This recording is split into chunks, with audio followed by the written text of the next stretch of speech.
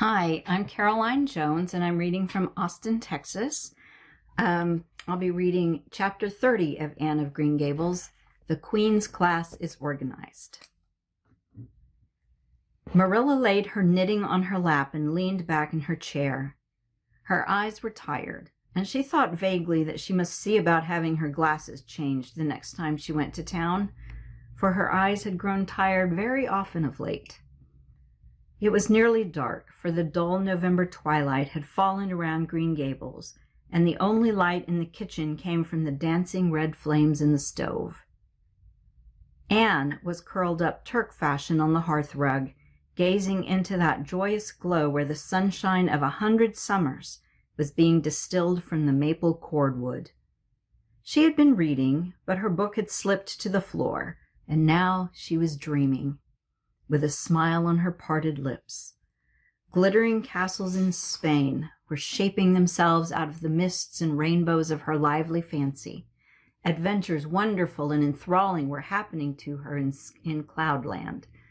Adventures that always turned out triumphantly and never involved her in scrapes like those of actual life. Marilla looked at her with a tenderness that would never have been suffered to reveal itself in any clearer light than that soft mingling of fireshine and shadow. The lesson of a love that should display itself easily in spoken word and open look was one Marilla could never learn. But she had learned to love this slim, gray-eyed girl with an affection all the deeper and stronger from its very undemonstrativeness. Her love made her afraid of being unduly indulgent indeed. She had an uneasy feeling that it was rather sinful to set one's heart so intensely on any human creature as she had set hers on Anne, and perhaps she performed a sort of unconscious penance for this by being stricter and more critical than if the girl had been less dear to her. Certainly, Anne herself had no idea how Marilla loved her. She sometimes thought wistfully that Marilla was very hard to please and distinctly lacking in sympathy and understanding. But she always checked the thought reproachfully, remembering what she owed to Marilla. "Anne," said Marilla abruptly, "Miss Stacy was here this afternoon when you were out with Diana." Anne came back from her other world with a start and a sigh. "Was she? Oh, I'm so sorry I wasn't in. Why didn't you call me, Marilla? Diana and I were only over in the haunted wood. It's lovely in the woods now. All the little wood things, the ferns and the satin leaves and the crackerberries have gone to sleep, just as if somebody had tucked them away until spring under a blanket of leaves. I think it was a little gray fairy with a rainbow scarf that came tiptoeing along the last moonlit night and did it. Diana wouldn't say much about that, though. Diana has never forgotten the scolding her mother gave her about imagining ghosts into the haunted wood. It had a very bad effect on Diana's imagination. It blighted it. Mrs. Lynde says Myrtle Bell is a blighted being. I asked Ruby Gillis why Myrtle was blighted, and Ruby said she guessed it was because her young man had gone back on her. Ruby Gillis thinks of nothing but young men, and the older she gets, the worse she is. Young men are all very well in their place, but it doesn't do to drag them into everything, does it? Diana and I are thinking seriously of promising each other that we will never marry, but be nice old maids and live together forever. Diana hasn't quite made up her mind, though, because she thinks perhaps it would be nobler to marry some wild, dashing, wicked young man and reform him. Diana and I talk a great deal about serious subjects now, you know. We feel that we are so much older than we used to be that it isn't becoming to talk of childish matters. It's such a solemn thing to be almost 14, Marilla. Miss Stacy took all us girls who were in our teens down to the brook last Wednesday, and talked to us about it. She said we couldn't be too careful what habits we formed and what ideals we acquired in our teens, because by the time we were 20, our characters would be developed and the foundation laid for our whole future life. And she said if the foundation was shaky, we could never build anything really worthwhile on it. Diana and I talked the matter over, coming home from school. We felt extremely solemn, Marilla, and we decided that we would try to be very careful indeed and form respectable habits and learn all we could and be as sensible as possible so that by the time we were 20, our characters would be properly developed. It's perfectly appalling to think of being 20, Marilla. It sounds so fearfully old and grown up. But why was Miss Stacy here this afternoon? That is what I want to tell you, Anne. If you'll ever give me a chance to get a word in edgewise, she was talking about you. About me? Anne looked rather scared. Then she flushed and exclaimed, "Oh, I know what she was saying. I meant to tell you, Marilla. Honestly, I did, but I forgot. Miss Stacy caught me reading Ben-Hur in school yesterday afternoon when I should have been studying my Canadian history. Jane Andrews lent it to me. I was reading it at dinner hour, and I had just got to the chariot race when school went in. I was simply wild to know how it turned out, although I felt sure Ben-Hur must win because it wouldn't be poetical justice if he didn't. So I spread the history open on my desk lid and then tucked Ben-Hur between the desk and my knee. It just looked as if I were studying Canadian history, you know, while all the while I was reveling in Ben-Hur. I was so interested in it that I never noticed Miss Stacy coming down the aisle until all at once I just looked up, and there she was, looking down at me, so reproachful-like. I can't tell you how ashamed I felt, Marilla, especially when I heard Josie Pye giggling. Miss Stacy took Ben-Hur away, but she never said a word then. She kept me in at recess and talked to me. She said I had done very wrong in 2 respects. First, I was wasting the time I ought to have put on my studies, and secondly, I was deceiving my teacher and trying to make it appear I was reading a history when it was a storybook instead. I had never realized until that moment, Marilla, that what I was doing was deceitful. I was shocked. I cried bitterly and asked Miss Stacy to forgive me and said I'd never do such a thing again, and I offered to do penance by never so much as looking at Ben-Hur for a whole week, not even to see how the chariot race turned out. But Miss Stacy said she wouldn't require that, and she forgave me freely. So I think it wasn't very kind of her to come up here to you about it after all. Miss Stacy never mentioned such a thing to me, Anne, and it's only your guilty conscience that's the matter with you. You have no business to be taking storybooks to school. You read too many novels anyhow. When I was a girl, I wasn't so much as allowed to look at a novel. Oh, how can you call Ben-Hur a novel when it's really such a religious book? Protested Anne. Of course, it's a little too exciting to be proper reading for Sunday, and I only read it on weekdays. And I never read any book now unless either Miss Stacy or Mrs. Allen thinks it a proper book for a girl 13 3/4 to read. Miss Stacy made me promise that. She found me reading a book one day called The Lurid Mystery of the Haunted Hall.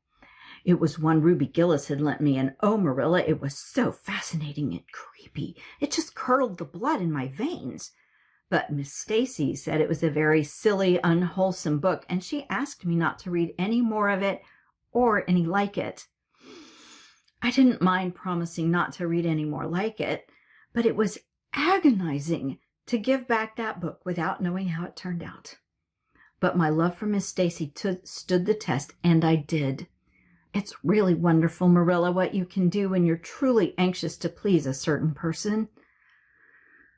Well, I guess I'll light the lamp and get to work, said Marilla. I see plainly that you don't want to hear what Miss Stacy had to say. You're more interested in the sound of your own tongue than in anything else. Oh, indeed, Marilla, I do want to hear it, cried Anne contritely. I won't say another word, not one. I know I talk too much, but I am really trying to overcome it, and although I say far too much, yet if you only knew how many things I want to say and don't, you'd give me some credit for it. Please tell me, Marilla. Well, Miss Stacy wants to organize a class among her advanced students who mean to study for the entrance examination into Queen's. She intends to give them extra lessons for an hour after school, and she came to ask Matthew and me if we would like to have you join it. What do you think about it yourself, Anne? Would you like to go to Queen's and pass for a teacher? Oh, Marilla! Anne straightened to her knees and clasped her hands. It's been the dream of my life. That is, for the last 6 months, ever since Ruby and Jane began to talk of studying for the entrance. But I didn't say anything about it because I supposed it would be perfectly useless. I'd love to be a teacher, but won't it be dreadfully expensive? Mr. Andrews says it cost him $150 to put Prissy through, and Prissy wasn't a dunce in geometry. I guess you needn't worry about that part of it. When Matthew and I took you to bring up, we resolved we would do the best we could for you and give you a good education. I believe in a girl being fitted to earn her own living, whether she ever has to or not. You'll always have a home at Green Gables as long as Matthew and I are here. But nobody knows what is going to happen in this uncertain world, and it's just as well to be prepared. So you can join the Queen's class if you like, Anne. Oh, Marilla, thank you. Anne flung her arms about Marilla's waist and looked up earnestly into her face. I'm extremely grateful to you and Matthew, and I'll study as hard as I can and do my very best to be a credit to you. I warn you not to expect much in geometry, but I think I can hold my own in anything else if I work hard. I dare say you'll get along well enough. Miss Stacy says you are bright and diligent. Not for worlds would Marilla have told Anne just what Miss Stacy had said about her. That would have been to pamper vanity. You needn't rush to any extreme of killing yourself over your books. There is no hurry. You won't be ready to try the entrance for 1.5 years yet. But it's well to begin in time and be thoroughly grounded, Miss Stacy says. I shall take more interest in my studies than ever now, said Anne blissfully, because I have a purpose in life. Mr. Allen says everybody should have a purpose in life and pursue it faithfully. Only he says we must first make sure that it is a worthy purpose. I would call it a worthy purpose to want to be a teacher like Miss Stacy, wouldn't you, Marilla? I think it's a very noble profession. The Queen's class was organized in due time. Gilbert Blythe, Anne Shirley, Ruby Gillis, Jane Andrews, Josie Pye, Charlie Sloane, and Moody Spurgeon McPherson joined it. Diana Barry did not, as her parents did not intend to send her to Queen's. This seemed nothing short of a calamity to Anne. Never, since the night on which Minnie May had had the croup, had she and Diana been separated in anything. On the evening when the Queen's class first remained in school for the extra lessons, and Anne saw Diana go slowly out with the others to walk home alone through the Birch Path and Violet Vale, it was all the former could do to keep her seat and refrain from rushing impulsively after her chum. A lump came into her throat, and she hastily retired behind the pages of her uplifted Latin grammar to hide the tears in her eyes. Not for worlds would Anne have had Gilbert Blythe or Josie Pye see those tears. But, oh, Marilla, I really felt that I had tasted the bitterness of death, as Mr. Allen said in his sermon last Sunday, when I saw Diana go out alone, she said mournfully that night. I thought how splendid it would have been if Diana had only been going to study for the entrance too. But we can't have things perfect in this imperfect world, as Mrs. Lynde says. Mrs. Lynde isn't exactly a comforting person sometimes, but there's no doubt she says a great many very true things. And I think the Queen's class is going to be very interesting. Jane and Ruby are just going to study to be teachers. That is the height of their ambition. Ruby says she will only teach for 2 years after she gets through, and then she intends to be married. Jane says that she will devote her whole life to teaching and never marry, because you are paid a salary for teaching, but a husband won't pay you anything, and growls if you ask for a share in the egg and butter money. I expect Jane speaks from mournful experience, for Mrs. Lynde says that her father is a perfect old crank and meaner than second skimmings. Josie Pye says she is just going to college for education's sake, because she won't have to earn her own living. She says, of course, it is different with orphans who are living on charity. They have to hustle. Moody Spurgeon is going to be a minister. Mrs. Lynde says he couldn't be anything else with a name like that to live up to. I hope it isn't wicked of me, Marilla, but really the thought of Moody Spurgeon being a minister makes me laugh. He's such a funny-looking boy with that big fat face and his little blue eyes and his ears sticking out like flaps. But perhaps he will be more intellectual-looking when he grows up. Charlie Sloane says he's going to go into politics and be a member of Parliament, but Mrs. Lynde says he'll never succeed at that because the Sloanes are all honest people, and it's only rascals that get on in politics nowadays. What is Gilbert Blythe going to be? Queried Marilla, seeing that Anne was opening her Caesar. I don't happen to know what Gilbert Blythe's ambition in life is, if he has any, said Anne scornfully. There was open rivalry between Gilbert and Anne now. Previously, the rivalry had been rather one-sided, but there was no longer any doubt that Gilbert was as determined to be first in class as Anne was. He was a foeman worthy of her steel. The other members of the class tacitly acknowledged their superiority and never dreamed of trying to compete with them. Since the day by the pond when she had refused to listen to his plea for forgiveness, Gilbert, save for the aforesaid determined rivalry, had evinced no recognition whatever of the existence of Anne Shirley. He talked and jested with the other girls, exchanged books and puzzles with them, discussed lessons and plans, sometimes walked home with one or the other of them from prayer meeting or debating club. But Anne Shirley he simply ignored, and Anne found out that it is not pleasant to be ignored. It was in vain that she told herself with a toss of her head that she did not care. Deep down in her wayward, feminine little heart, she knew that she did care, and that if she had had that chance of the Lake of Shining Waters again, she would answer very differently. All at once, as it seemed, and to her secret dismay, she found that the old resentment she had cherished against him was gone. Gone just when she most needed its sustaining power. It was in vain that she recalled every incident and emotion of that memorable occasion and tried to feel the old, satisfying anger. That day by the pond had witnessed its last spasmodic flicker. Anne realized that she had forgiven and forgotten without knowing it, but it was too late. And at least neither Gilbert nor anybody else, not even Diana, should ever suspect how sorry she was and how much she wished she hadn't been so proud and horrid. She determined to shroud her feelings in deepest oblivion, and it may be stated here and now that she did it so successfully that Gilbert, who possibly was not quite so indifferent as he seemed, could not console himself with any belief that Anne felt his retaliatory scorn. The only poor comfort he had was that she snubbed Charlie Sloane unmercifully, continually, and undeservedly. Otherwise, the winter passed away in a round of pleasant duties and studies. For Anne, the days slipped by like golden beads on the necklace of the year. She was happy, eager, interested.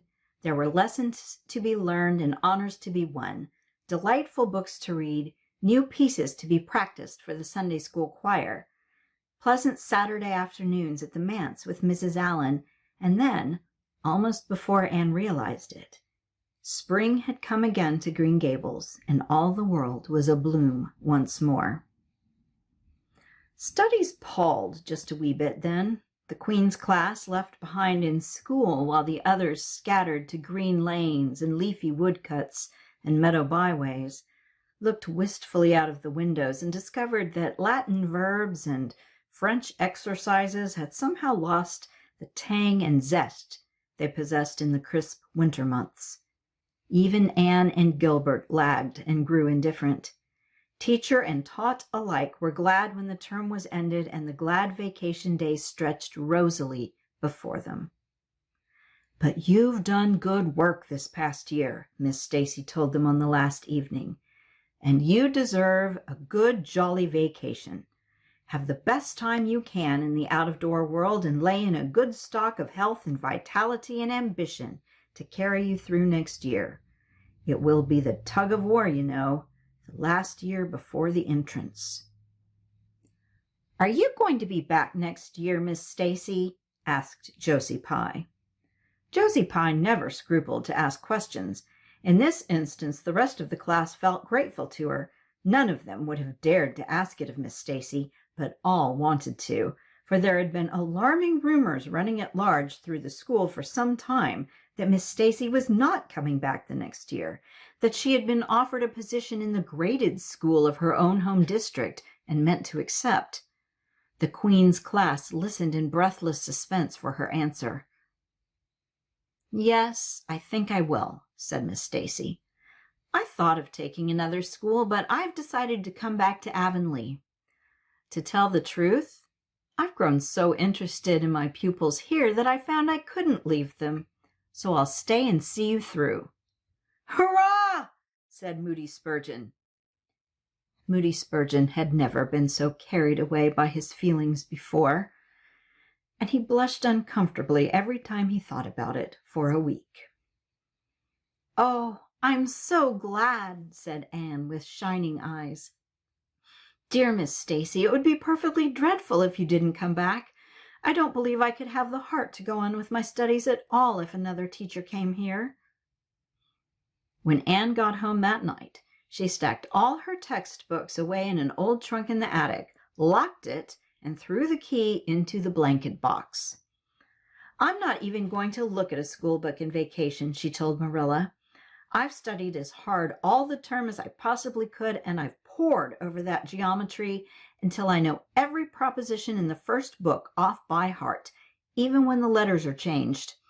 I just feel tired of everything sensible, and I'm going to let my imagination run riot for the summer." "Oh, you needn't be alarmed, Marilla. I'll only let it run riot within reasonable limits. But I want to have a real good jolly time this summer, for maybe it's the last summer I'll be a little girl. Mrs. Lynde says that if I keep stretching out next year as I've done this, I'll have to put on longer skirts. She says I'm all running to legs and eyes. And when I put on longer skirts, I shall feel that I have to live up to them and be very dignified. It won't even do to believe in fairies then, I'm afraid. So I'm going to believe in them with all my whole heart this summer. I think we're going to have a very gay vacation. Ruby Gillis is going to have a birthday party soon, and there's the Sunday school picnic and the missionary concert next month. And Mr. Barry says that some evening he'll take Diana and me over to the White Sands Hotel and have dinner there. They have dinner there in the evening, you know. Jane Andrews was over once last summer, and she says it was a dazzling sight to see the electric lights and the flowers and all the lady guests in such beautiful dresses. Jane says it was her first glimpse into high life, and she'll never forget it to her dying day. Mrs. Lynde came up the next afternoon to find out why Marilla had not been at the aid meeting on Thursday. When Marilla was not at the aid meeting, people knew there was something wrong at Green Gables. "Matthew had a bad spell with his heart Thursday," Marilla explained, "and I didn't feel like leaving him. Oh, yes, he's all right again now, but he takes them spells oftener than he used to, and I'm anxious about him. The doctor says he must be careful to avoid excitement. That's easy enough, for Matthew doesn't go about looking for excitement by any means and never did. But he's not to do any very heavy work either, and you might as well tell Matthew not to breathe as not to work. Come and lay off your things, Rachel. You'll stay to tea?" "Well, seeing you're so pressing, perhaps I might as well stay," said Mrs. Rachel, who had not the slightest intention of doing anything else. Mrs. Rachel and Marilla sat comfortably in the parlor while Anne got the tea and made hot biscuits that were light and white enough to defy even Mrs. Rachel's criticism. "I must say Anne has turned out to be a real smart girl," admitted Mrs. Rachel, as Marilla accompanied her to the end of the lane at sunset. "She must be a great help to you." "She is," said Marilla. "And she's real steady and reliable now. I used to be afraid she'd never get over her feather-brained ways, but she has, and I wouldn't be afraid to trust her in anything now." "I never would have thought she'd have turned out so well that first day I was here 3 years ago," said Mrs. Rachel. "Lawful heart, shall I ever forget that tantrum of hers. When I went home that night, I says to Thomas, says I, "Mark my words, Thomas, Marilla Cuthbert'll live to rue the step she's took." But I was mistaken, and I'm real glad of it. I ain't one of those kind of people, Marilla, as can never be brought to own up that they've made a mistake. No, that never was my way, thank goodness. I did make a mistake in judging Anne, but it weren't no wonder, for an odder, unexpected, or witch of a child there never was in this world, that's what. There was no ciphering her out by the rules that worked with other children. It's nothing short of wonderful how she's improved these 3 years, but especially in looks. She's a real pretty girl got to be, though I can't say I'm overly partial to that pale, big-eyed style myself. I like more snap and color like Diana Barry has, or Ruby Gillis. Ruby Gillis's looks are real showy, but somehow, I don't know how it is, but when Anne and them are together, though she ain't half as handsome, she makes them look kind of common and overdone. Something like them white June lilies she calls narcissus, alongside of the big red peonies, that's what.